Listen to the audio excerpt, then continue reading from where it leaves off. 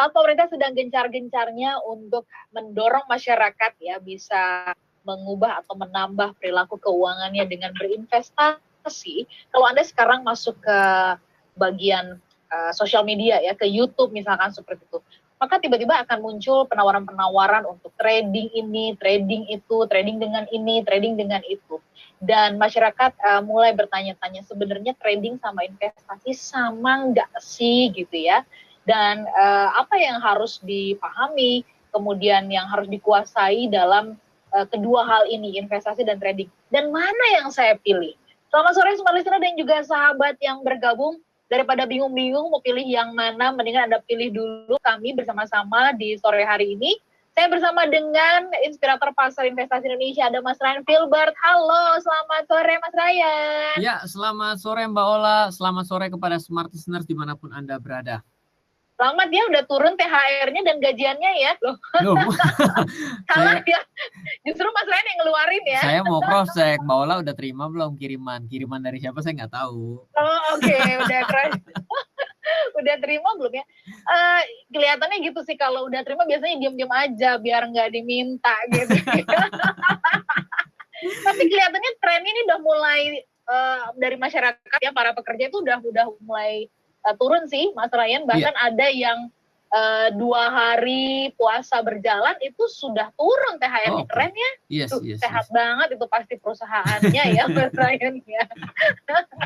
Nah Mas Ryan, kalau kita berkunjung ke YouTube nih, kalau Anda juga masuk ya ke YouTube begitu, dan pada saat membuka atau sedang masuk ke salah satu channel misalkan, maka Anda sering dapat penawaran-penawaran untuk trading ini, trading itu, dan sebagainya. Lalu kemudian ada usulan Mas Ryan dari pendengar ya, yang mengatakan dibahas dong Mbak Ola, biar kita tuh nggak bingung sebenarnya investasi sama trading tuh sama nggak sih gitu. Bahkan kemarin ada yang lebih dalam lagi, ingin Mas Ryan mengajari, oke, kalau gitu trading itu harus bisa apa ya, dan kapan kita cut loss dan sebagainya. Waduh, saya bilang pendengar kita luar biasa ini ya. Nah, sebelum Mas Ryan jelaskan, kita undang dulu Smart Listener ya. Apakah di antara Anda, kita tanya dulu nih, pertanyaannya mudah banget kok. Anda sendiri udah paham belum sih investasi dan trading? Oke, itu yang pertama, paham atau enggak? Kemudian yang kedua adalah mana yang paling Anda pilih sekarang kalau Anda punya uang, misalkan Anda punya uang 5 juta. Nah, Anda mau masukkan kemana? Buat investasi atau trading ya? Anda bisa kasih pendapat, komentar dalam perbincangan kami di Smart Market Insight ke 0812 11 12 959 atau ke YouTube channel Smart FM, kami sedang live di sana. Mas Ryan, mungkin ini jelaskan dulu secara mendasar ya, perbedaan keduanya antara investasi dan trading. Kenapa kok banyak orang yang suka menyandingkan bahwa trading itu adalah bagian dari investasi? Silakan Mas. Iya, jadi kalau kita bicaranya di dalam kehidupan sehari-hari, kita ini mungkin kehidupan sehari-hari itu artinya adalah kita beraktivitas normal, maka sebenarnya berdagang dalam kurung trading dan melakukan suatu kegiatan berinvestasi itu memiliki garis yang sangat tebal. Ya, contohnya ya, saya dagang baju sama saya buka pabrik baju, jelas itu tiba-tiba menjadi sesuatu yang secara imajinasi kita, secara bayangan kita sangat berbeda. Kalau kita dagang baju mungkin kita ada di pasar, mungkin kalau Jakarta seperti di Pasar Tanah Abang. Sedangkan kalau kita bikin pabrik baju, maka ada sebuah belt yang panjang sekali yang memproduksi sesuatu, lalu juga ada tukang jahitnya yang sifatnya ada berapa ratus mesin jahit dan lain sebagainya. Itulah namanya pabrik baju. Nah, kalau Anda bicara mengenai pabrik, maka itu lebih ke arah investasi. Kenapa? Karena kalau pabrik itu nggak mungkin bisa dalam beberapa hari langsung untung. Kenapa? Karena yang namanya bikin pabrik, mulainya bukan untung, tapi mulainya dari namanya kembali modal sudah berapa persen. Sedangkan ketika Anda berdagang baju, maka secara otomatis kalau saat satu baju dibeli atau dari suppliernya adalah 100.000, Anda jual menjadi 120.000, maka 20.000 adalah untung Anda. Jadi ada perbedaan yang sangat tebal ketika Anda bicara berdagang dalam kurung trading dengan berinvestasi dalam kehidupan sehari-hari kita. Tapi ketika kita perginya ke pasar modal, misalnya saham, misalnya forex, misalnya cryptocurrency pada hari ini, kita tiba-tiba ngeblur.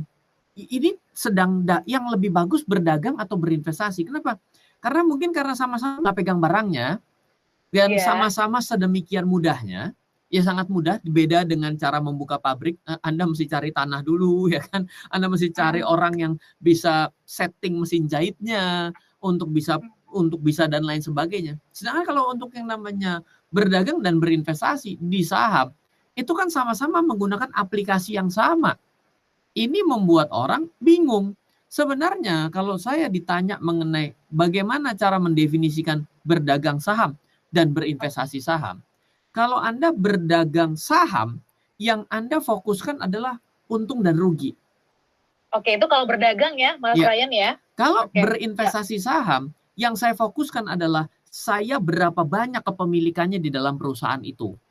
Sampai di situ dulu ya. Kalau berdagang, tahan ya. Oke. Kalau berdagang fokus kepada untung dan rugi, tapi kalau berinvestasi adalah seberapa banyak kepemilikan saya ya di sebuah perusahaan. Pantesan nih kalau investasi itu hitung-hitungannya adalah kalau ditanya berapa persen saham yang kamu punya gitu ya. Oke, nanti kita bahas lebih lanjut ya di sesi berikutnya. Semua listener tetap bersama dengan kami dan kami mengundang Anda untuk bisa menjawab pertanyaan kami. Sudah paham belum sih perbedaan antara investasi dan juga trading? Dan kalau Anda punya uang 5 juta sekarang, mana yang mau Anda pilih? Mau pilih investasi atau trading? Kami tunggu di 0812 11 12 950. Listener dan juga sahabat yang bergabung, terima kasih. Saya ingin menyapa Anda yang ada di Surabaya, kemudian juga Anda yang ada di Medan dan juga Palembang. Selamat sore untuk Anda semuanya. Anda tengah kami ajak untuk menyimak program Smart Market Insight. Hadir di setiap hari Rabu jam 6 sore ya. Kita bicara apa saja hal-hal yang berkaitan dengan dunia investasi yang rasanya terus perlu kita kembangkan dan tingkatkan pengetahuannya. Literasi investasinya harus semakin meningkat. Mas Ryan, kita sambung Mas Ryan. Siap. Oke, Mas Ryan sambung ya tadi sampai di catatan bahwa kalau trading ini fokusnya adalah soal untung dan rugi. Sementara kalau berinvestasi fokusnya adalah soal kepemilikan perusahaan ya, saham begitu ya, di sebuah perusahaan begitu. Nah pertanyaannya apakah kalau investasi itu nggak berharap untuk dapat untung? Kan kita pastinya ketika melakukan sesuatu ada yang kita keluarkan, tentu ada yang kita ingin dapat, ingin raih begitu Mas Ryan. Iya, kadang-kadang jawabannya adalah ketika kita belajar berinvestasi lebih jauh dan juga memahami mengenai bisnis dan akuisisi, kadang memiliki saham dalam jumlah satuan tertentu mungkin ada keperluannya bukan hanya untuk hubungan untung dan rugi dari segi nominal yang dia terima atas selisih harga sahamnya, Mbak Ola. Jadi bisa saja dia punya keperluan untuk bisa menjadi pengendali dalam perusahaan tersebut, sehingga bisa menunjang bisnisnya dia sendiri, dan juga bisa memastikan untuk supply terhadap mungkin bahan bakunya, karena kalau tidak nanti supply terhadap bahan bakunya tidak bisa dia pastikan, sehingga bisa menopang. Jadi memang pada akhirnya adalah untung dan rugi, tapi untung dan ruginya mungkin akan menjadi complicated, bukan sesederhana kita dapat untung akibat selisih harga sahamnya. Nah, hal seperti ini kadang agak sulit untuk bisa kita pahami di awal, karena biasanya yang kita fokuskan adalah atas keuntungan dari segi selisih harga. Kalau dari selisih harga yang difokuskan selalu ke arah sana, maka dan terjadi dalam waktu yang pendek, maka sebenarnya itu adalah orang dagang. Kalau orang berinvestasi, mungkin waktunya akan lebih panjang. Menahun lah, tidak ada yang hanya 1 atau 2 hari, ataupun 1 hari sudah selesai. Itu kan bukannya kaidah daripada investasi. Jadi kalau saya sendiri ditanya gitu ya, Ryan, sebenarnya contoh investasi dalam hidup apa? Contoh investasi dalam hidup kita ini kan sekolah ya. Sekolah itu kan bukannya kayak ikut kursus pun juga sebenarnya investasi ya. Tapi ada mungkin yang lebih cepat lagi ya, seperti kita mungkin pergi ke mall gitu ya. Itu mungkin pendek sekali waktunya. Tapi kalau kita sekolah, kita menimba ilmu, itu kan akan sangat panjang.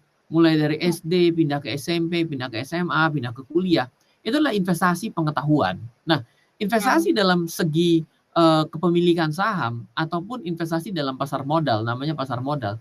Ini ya memang agak banyak tujuan-tujuannya gitu. Jadi Memang kalau misalnya ditanyakan beda dasar daripada investasi dan trading di pasar modal seperti di saham gitu ya, maka lihatlah dari sudut pandang waktunya juga. Jika pada akhirnya seseorang itu membeli dan tidak menjual sahamnya dalam sudut pandang 5 tahun gitu ya, menurut saya orang itu menjadi seorang investor. Misal dia itu beli saham, tujuannya untuk 1 minggu untung. Karena kata temannya saham ini mau naik. Nggak taunya turun. Dia akhirnya tidak jual. Akhirnya dia tahan sampai 5 tahun. Ya, dia jadi investor secara terpaksa sebenarnya. Kenapa? Karena tidak bisa jual sahamnya dan sahamnya terus turun. Berarti ini adalah investor yang kepepet karena kondisi jadi invest. Tapi ada orang yang memang sebenarnya berniat investasi jangka panjang. Jadi kalau kita klasifikasikan adalah pedagang, ada investor kepepet atau investor kepaksa, ada yang memang dari awal tujuan investasi. Nah, yang membuat garisnya mungkin menjadi agak abu-abu, karena banyak orang yang tadinya semula jangka pendek, dia mengubah jadi tidak dijual akibat dia nyangkut. Biasanya orang yang nggak jual tuh karena nyangkut. Kalau misalnya untung dia jual, akhirnya semua saham dia, portofolio investasi dia, yang rugi semua. Gitu. Dan karena akibat dia tempatkan di satu tempat begitu ya Mas Ryan ya. Dia tidak pada satu tempat, bisa saja saya menemukan bahwa dia punya saham ada 10, ada 15, semua sahamnya merah. Oh my god. Kenapa? Karena yang untung sudah dijual. Yang untung dijual, yang rugi ditahan. Yang untung dijual, yang rugi ditahan. Jadi kalau dia niatnya trading dagang 2 hari, tapi dia rugi, dia jadi invest. Nah, ini adalah bentuk pedagang linglung yang harus kita selesaikan pemahamannya. Menurut saya, orang berdagang sama orang berinvestasi dalam saham ataupun instrumen yang lain ya, misalnya membeli emas, ya emas memang rata-rata invest. Kalau ada emas mungkin didagang, mungkin dia pasti menggunakan bursa berjangka, misalnya trading forex itu bisa. Tapi kalau dia itu mau melakukan perdagangan jangka pendek untuk tujuannya cari untung, maka yang rugi pun harus dijual. Loh, logika dasarnya apa sih Ryan? Mungkin saya lanjutkan sedikit Mbak Ola. Contoh ya, pedagang baju. Menurut Anda, apakah pedagang baju dia beli 5 lusin, 5-5-nya akan dia jual dan habis? Belum tentu ya. Belum tentu. Mungkin ada yang reject, ada yang rusak, ada juga yang memang fashionnya sudah berganti, musimnya berganti sehingga nggak laku. Pertanyaan saya, apakah dia akan tetap pegang terus barangnya, yang barang dagangannya yang nggak laku ini? Enggak lah. Akan dia jual untuk tujuan biar barangnya habis kan? Iya, istilahnya balik modal lah. Cuci gitu gudang, jual rugi, tapi untung yang kemarin sudah nutup dari yang rugi sekarang, benar nggak? Betul. Nah, itu pedagang mindsetnya. Nah, kalau ketika kita berada di barang yang nggak kelihatan nih katanya seperti saham, itu tiba-tiba teori-teori dagang itu hilang loh. Nah, itu yang akhirnya membuat orang itu bagus mana, dagang atau investasi. Saya agak bingung ketika ditanya begitu, karena bagi saya sudah membuat garis tebal antara dagang dan investasi. Jadi saya tidak bisa membuat dua ini diperbandingkan gitu loh, Mbak Ola. Betul. Jadi dengan kata lain bisa juga kita lihat gitu ya perilaku masyarakat gitu ya soal berdagang atau dagang atau trading gitu ya, dan juga investasi ini adalah selalu ingin posisinya yang diuntungkan begitu. Benar nggak sih Mas Ryan gitu ya? Iya. Dan ketika bicara ada bahasan tentang resiko, tentang kerugian dan sebagainya, seolah-olah enggak dong, namanya kita jadi balik lagi, sekalipun kita menggunakan istilah investasi, akhirnya balik lagi ini adalah ujung-ujungnya ya trading juga gitu kan? Iya. Jadi begini, dari sudut pandang saya ya, memang kita semua pasti maunya untung, nggak ada yang mau rugi lah. Saya yakin sekali ada orang yang memang pertama kali berinvestasi dan menginginkan rugi, saya rasa dia rada-rada aneh gitu ya. Meskipun ada strateginya, meskipun itu selalu ada strategi di belakangnya, kita minggirkan dulu saja gitu. Tapi menurut saya gini, kalau kita berbicara resiko Mbak Ola, apa sih di dalam hidup kita yang tidak ada resikonya?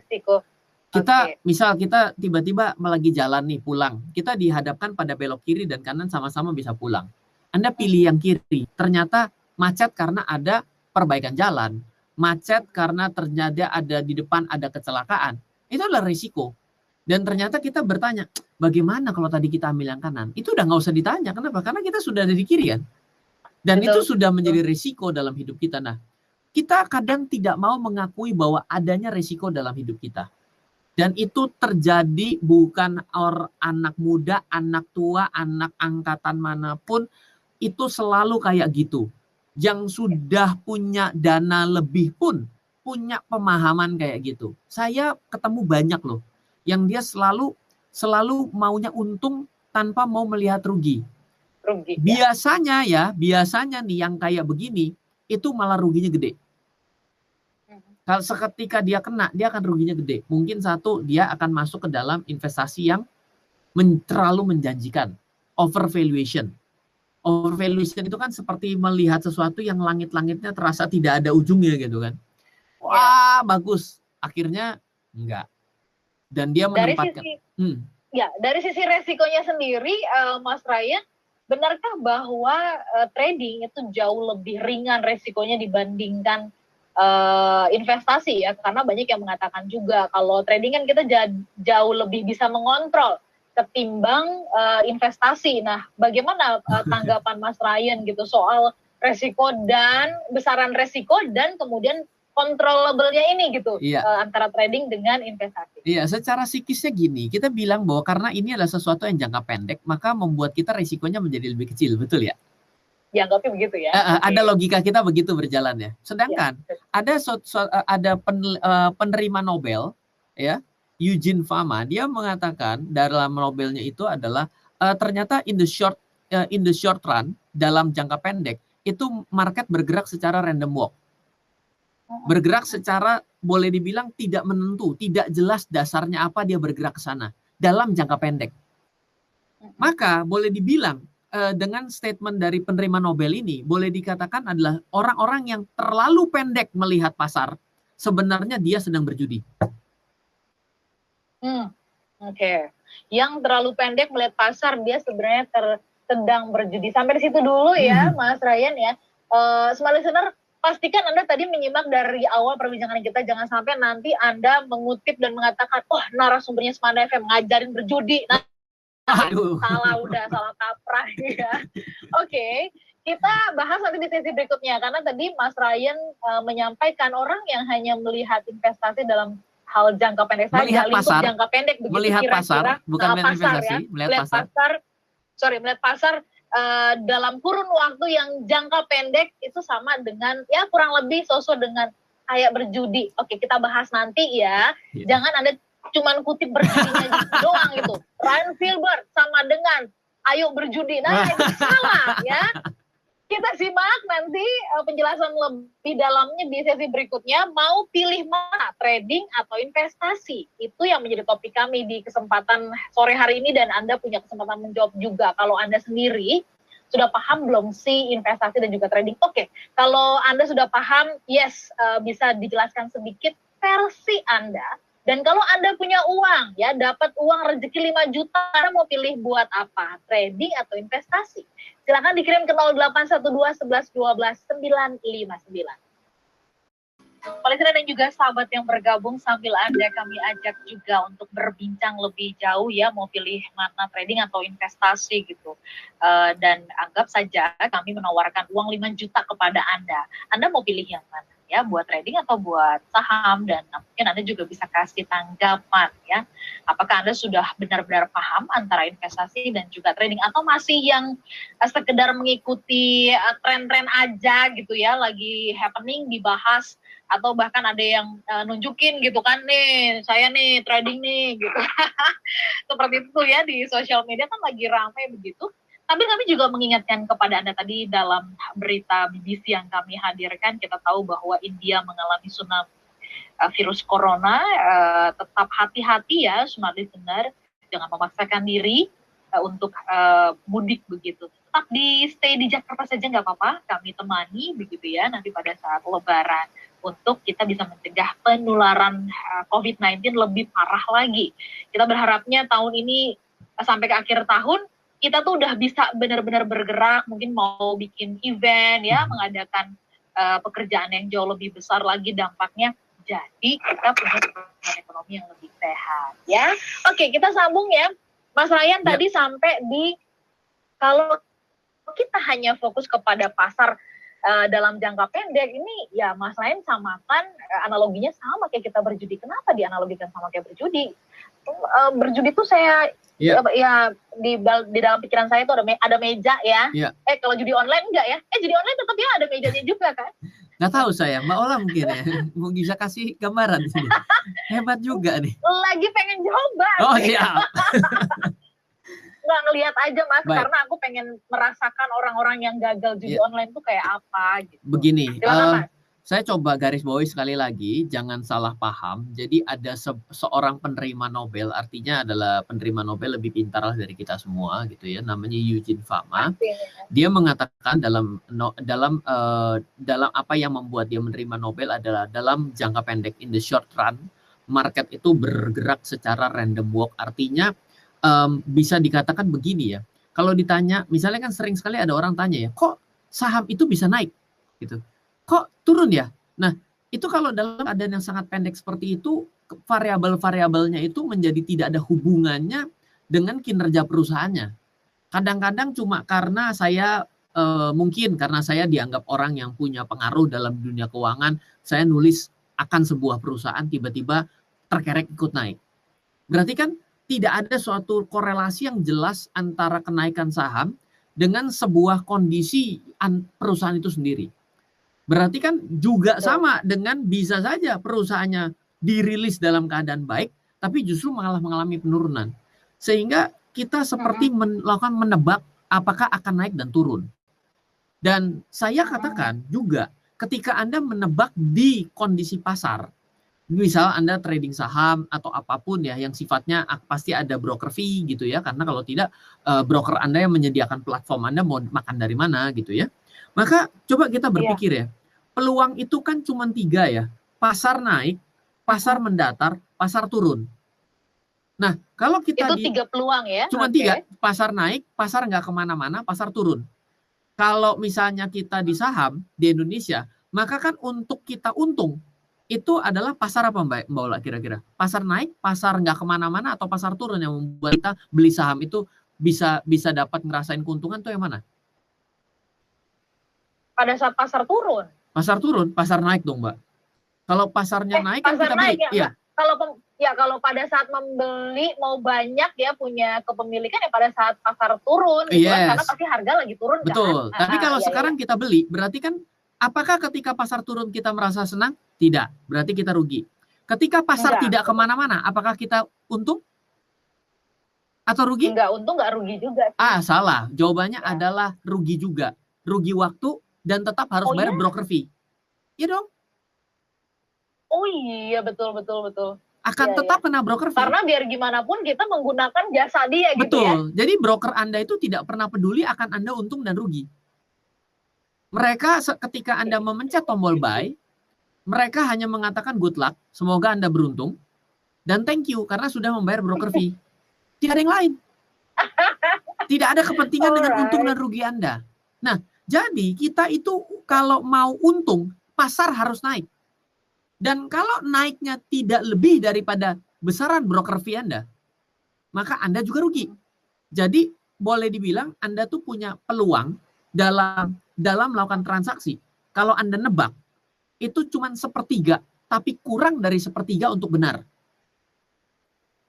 Iya dong. Saya ulang sekali lagi, ini penting sekali. Jadi yang namanya pasar itu kan bergerak cuma 3. Naik, nggak kemana-mana atau turun. Ketika Anda beli, Anda hanya akan merasakan untung atau happy kalau pasarnya naik. Ya, artinya adalah peluang Anda ketika nebak itu bukannya naik atau turun, tapi adalah naik, mendatar atau turun. Jadi ketika Anda sudah berpikir naik, peluang Anda naik itu 1/3, salah, tapi kurang dari 1/3. Loh kok kurang dari 1/3, Ren? Kan ada broker fee. Misal, contohnya, Anda punya broker fee 0,5%. Pasar naik 0,5%. Berarti kan 0,5% pertama adalah milik broker kan? Bukan milik Anda dong? Betul dong. Berarti kurang dari 1/3 dong. Bayangkan kalau Anda, sekarang kita belajar semua sama-sama SMA dan SMP, saya tahu ada yang namanya belajar peluang. Peluang itu adalah flip coin. Flip coin itu adalah kalau tidak tail, head, kan gitu ya. Berapa peluangnya? Ya. Separuh ya. Sama-sama tuh 50-50. 50-50. Ya. Bayangkan, nebak koin itu lebih besar kemungkinan Anda benar daripada nebak saham. Berarti kalau Anda semua ini yang lagi tebak-tebakan saham, saya bilang Anda lebih baik cari teman tebak-tebakan koin. Peluang Anda untuk benar lebih besar daripada Anda menebak di saham. Segeralah bertobat. Nah, dan kembali. Bagaimana ke jalan yang benar gitu ya. Jalan yang benar tuh jalan kebahagiaan ya. Nah, coba kalau jalan kejahatan nggak ada yang mau. Kalau kebahagiaan tuh kan memberikan kebahagiaan. Mas Ryan, kalau tadi ya soal tebak-tebak saham, kemudian akan ada argumen, ya Mas kita juga ini dong harus pinter dong menebaknya gitu ya. Sekarang kan ini ada ya menggunakan teknologi arah ini, arah itu, lalu kemudian ada robot trading yang bisa artinya menelisik gitu, seperti apa pergerakan saham tadi, pasar sedang naik, pasar data dan pasar turun, dan saham-saham apa aja yang akan naik, turun, dan mungkin akan merah, biru, dan sebagainya gitu Mas Ryan. Bagaimana dengan penggunaan teknologi? Iya, kita kembali gini ya, sebelum kita lakukan semua itu, kita lihat dari probability dulu. Probability-nya tuh cuma sepertiga kurang kalau Anda nebak. Jadi secara natural kemungkinan Anda untuk rugi selalu lebih besar. Kalau Anda mau tambahkan dengan metode yang lain, itu benar. Karena memang trading itu, pada akhirnya kalau Anda trading, ketika Anda sudah mendapati satu kondisi yang confirm, Anda pasti lihat, potensi di sini untuk naik lebih besar kemungkinannya atau turun. Itu dalam orang dagang yang benar ya.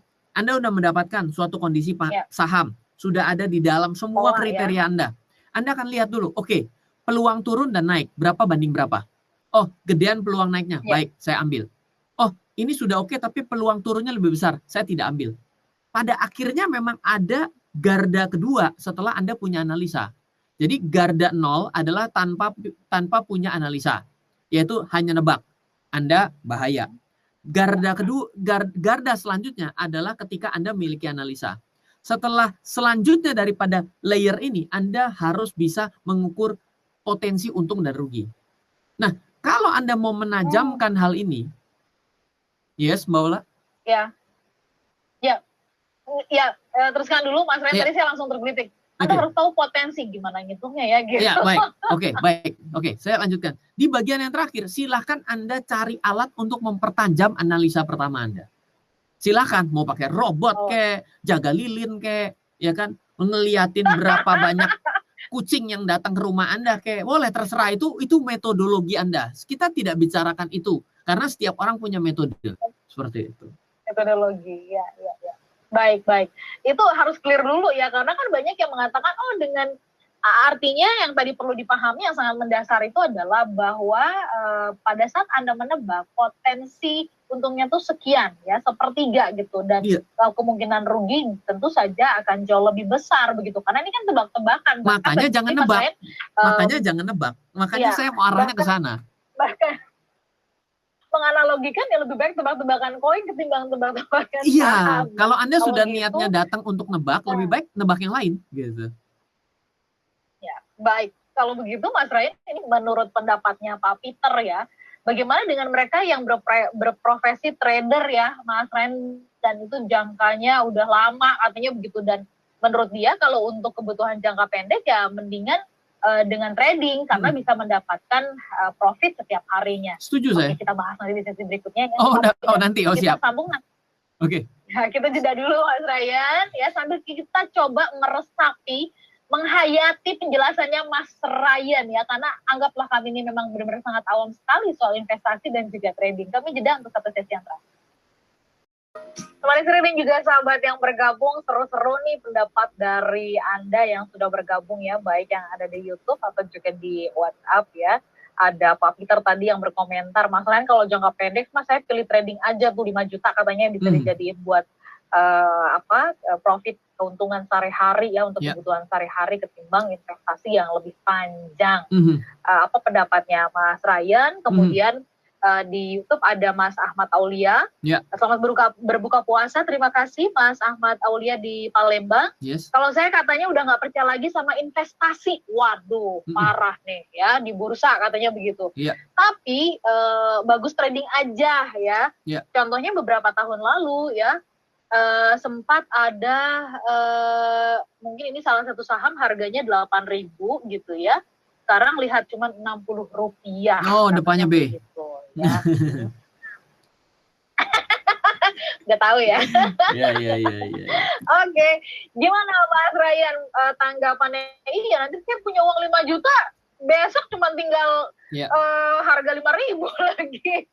Baik. Silakan Mas. Baik, jadi gini ya, ada dua cara berbeda mencari instrumen kalau kita mau dagang dan investasi. Di mana dua ini harus kita perhatikan. Pertama, kalau Anda mau dagang, carilah pasar yang ramai.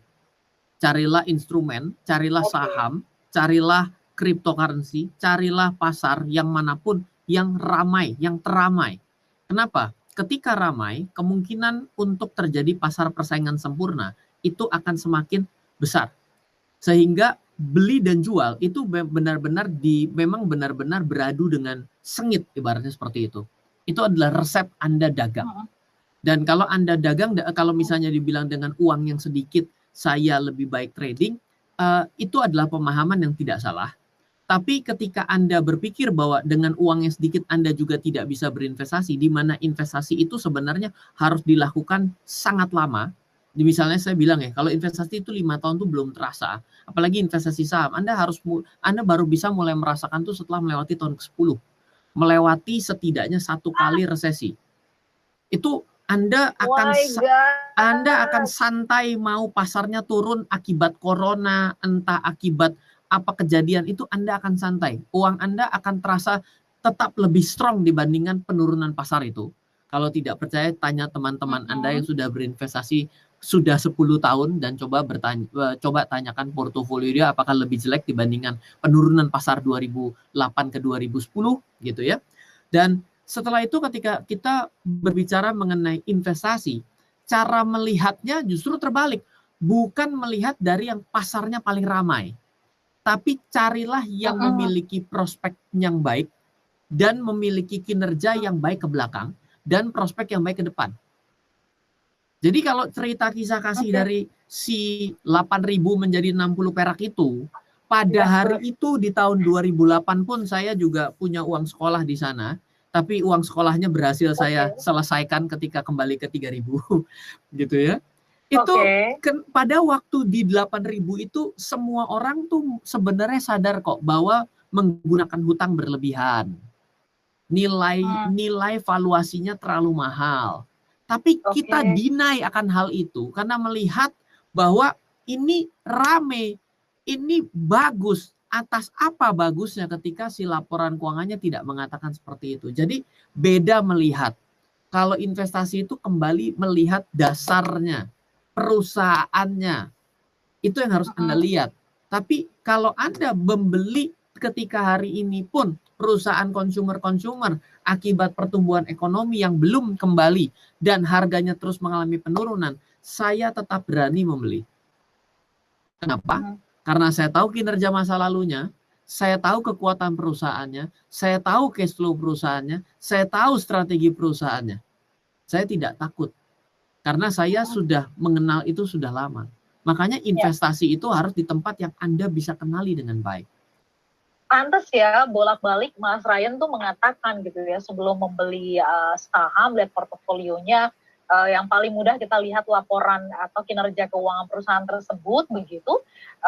Jangan cuma terkecoh dengan ini saham yang blue, saham yang hijau, saham yang lagi bagus dan sebagainya. Kan ini adalah narasi-narasi yang seringkali menyesatkan ya, Mas Ryan, dan ini yang juga boleh disimpulkan secara simpel gitu, literasi kita tuh kurang gitu. Jadi kalau pengen ngecek gitu ya soal portofolio kinerja tuh agak-agak lama ini memahami beginian, udah pokoknya saya dengar kata si B gitu, bahwa saham ini si A, bahwa saham ini lagi bagus, sudah saya beli ini gitu. Iya. Begitu gak sih kondisinya Mas Ryan? Kita justru ini kan selalu melihat adalah peluang atau ancaman gitu ya. Kalau Anda melihat dari sudut pandang ancaman, ya selalu menjadi ancaman. Tapi kalau saya lihat, kalau semua orang sudah sedemikian baiknya untuk mengenal dunia investasi di Indonesia, maka kita sudah berada di fase negara maju. Ketika kita berada di fase negara maju, maka pertumbuhan ekonomi kita tidak akan meledak-ledak. Dan ketika pertumbuhan ekonomi kita tidak meledak-ledak, ya maka akan sesegera kita akan sunset. Contoh Jepang, contoh Eropa. Jadi sebenarnya Anda harus mengambil kesempatan akibat gap ini untuk bisa ngebut di tikungan, ibaratnya kayak Valentino Rossi itu kan kalau nyalip motor lain kan lewat tikungan terus kan gitu ya. Ya, memang kalau mau nyalip baiknya di tikungan sih, Mas Ryan. Kalau misalnya lurus-lurusan trek-trekan kan susah ya. Jadi kita memang harus bisa melihat dengan kondisi bahwa ini sebenarnya peluang, karena literasi itu memang kita tertinggal, dan informasi itu di Indonesia masih tidak sebegitu secepat dan setransparan dari negara yang ada di sekitar kita, let's say Singapura gitu ya. Tapi iya, kalau Anda mau jadikan ancaman, ya Anda duduk diam dan silakan taruh di bawah bantal. Supaya nyaman ya, nggak kenapa-kenapa gitu ya. Iya. Mas Ryan, ini ada pendapat dari Uli ya. Saya pilih katanya 50-50. Jadi kalau saya punya uang 5 juta, ya 2,5 saya bikin trading, 2,5 saya masukkan investasi. Iya. Jadi kira-kira kalau 50% beli saham, emitennya apa? Saya minta kisi-kisi. Bener kan tuh? Yes, oke, siap. Nanti ujungnya ini nih. Iya, kan? baik. Minta kisi-kisi. Menarik ya. Jadi saya juga setuju bahwa sebenarnya yang paling bagus itu adalah kalau Anda masih belum sadar Anda ini suka trading atau investasi, coba jalanin dulu. Nanti lama-kelamaan Anda jadi tahu deh, saya sebenarnya trader akhirnya bener lebih suka jadi investor. Saya jadi investor, saya ternyata lebih suka trading. Itu Anda akan temukan.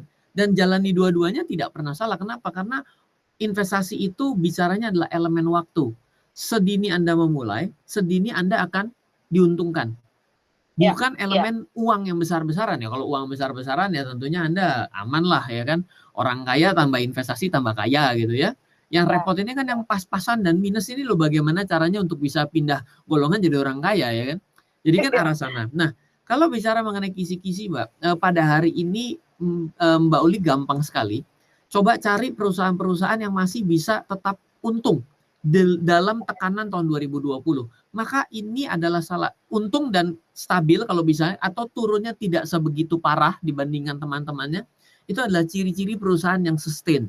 Ciri-ciri perusahaan yang jago tahan. Dan itu ketika nanti sudah upside lagi marketnya, maka dia mungkin akan lebih cepat untuk kembali. Karena apa? Minusnya nggak banyak. Salah satunya ya yang tiap hari kita makan lah ya, suka ada produknya kan. Bisa ke arah sana. Gitu ya. Perusahaan finansial kita, perbankan-perbankan kita juga bagus kok menurut saya. Mas Ryan, pertanyaan dari Mas Henry ya, dari Mas Henry itu pertanyaannya adalah mau tanya, kalau prepare dana pensiun Mas Ryan sarankan yang mana nih, deposito atau unit link? Oke, saya susah menjawab hanya dua gitu. Deposito saya tidak tahu Bapak itu berapa lama lagi, tapi tidak tahu juga berapa nominal yang Bapak sudah punya gitu ya.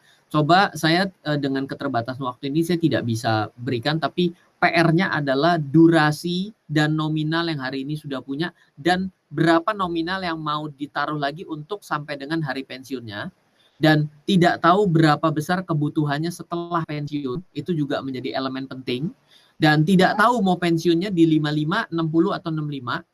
Nah, itu banyak sekali elemen seperti itu yang saya tidak bisa jawab secara langsung. Mungkin Bapak bisa coba cari di Gramedia, itu buku saya judulnya adalah Passive Income Strategy. Itu lumayan untuk bisa memberikan gambaran mengenai durasi, mengenai angka, itu bisa mewakili di sana. Siap. Oke. Mas Ryan, itu menjadi PR kita selanjutnya ya untuk bahas soal passive income. Ini menarik loh, soal passive income ya, karena banyak juga nih masyarakat yang terjebak ya kepada tawaran-tawaran investasi, tapi kemudian disuruh mencari anggota, disuruh mencari downline dan sebagainya. Ini passive income, itu malah disuruh nyari sih. Nah, kita nanti gali di minggu depan ya, soal passive income yang sesungguhnya, truly passive income. Nah, itu tema dari sekarang. Mas Ryan udah bisa bikin bocoran ya buat minggu depan ya. Oke. Baik, listener, apakah Anda mau pilih trading atau investasi? Mudah-mudahan dari penjelasan Mas Ryan tadi secara komprehensif dari resiko, waktu, dan kebutuhan Anda benar-benar sudah bisa mempertimbangkannya ya. Dan kami pamit, minggu depan kita jumpa kembali di waktu dan di hari yang sama. Sehat-sehat ya untuk Mas Ryan ya. Sama-sama. Saya Nurlija. Dan saya Ryan Filbert. Kami berdua mengucapkan terima kasih, selamat malam dan sampai jumpa. Dah. Halo, terima kasih sudah menyaksikan video di RF Channel on YouTube. RF Channel adalah channel edukasi untuk kita secara bersama-sama belajar dan mendapatkan aktualisasi mengenai investasi, keuangan, dan bisnis bersama saya, Ryan Filbert, dan tim. Add nomor WhatsApp saya di 0895 07 08 0789 0895 07 08 0789. Download aplikasi MyRF di Android atau iOS untuk mendapatkan artikel dan tema-tema khusus mengenai edukasi investasi, keuangan, dan bisnis pada aplikasi MyRF sekarang juga. Setiap bulan, saya bersama dengan tim memiliki kelas, mulai dari belajar trading dengan analisa teknikal, yang strateginya bisa Anda terapkan pada seluruh market, mulai dari saham, forex, hingga cryptocurrency, atau kelas investasi saham bernama Fundamental Camp. Untuk mengetahui kelas lainnya dan bertanya mengenai kelas, hubungi tim sekarang juga di 0852 882 6187. Sekali lagi, 0852 882 6187. Semoga terus bermanfaat. Dari saya Ryan Filbert, salam investasi untuk Indonesia.